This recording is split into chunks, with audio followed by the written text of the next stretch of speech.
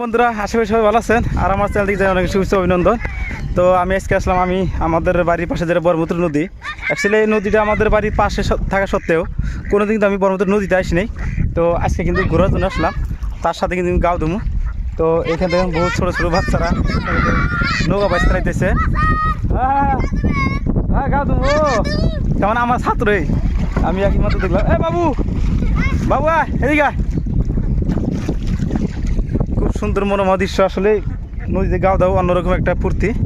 তো যেনারা হয়তো নদীর পাশে বাড়ি আছে তেনারাই বুঝবেন যে মজাটা কী।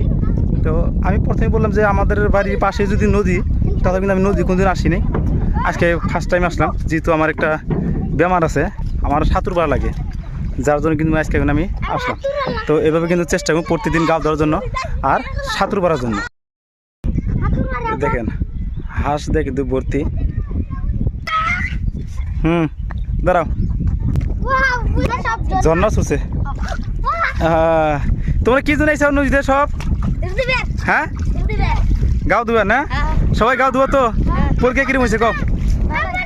তো এবার তো ক্লাস একটা পার করে যাবা, তার জন্য তোমাদেরকে শুভেচ্ছা রইল। তো ভালো করে কিন্তু পড়াশোনা, খালি নদীতে গাও ধরে আসলে কিন্তু হবো না।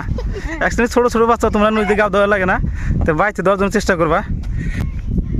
একবারে মরুভূমির মতো দেখা যায়, মন কাজে সাহারা মরুভূমিতে আইছি। সেম একদম মরুভূমি, চতুর্পাশে মরুভূমি দেয়। এই দেখেন সামনে আরো ছোটো ছোটো বাচ্চারা আইছে।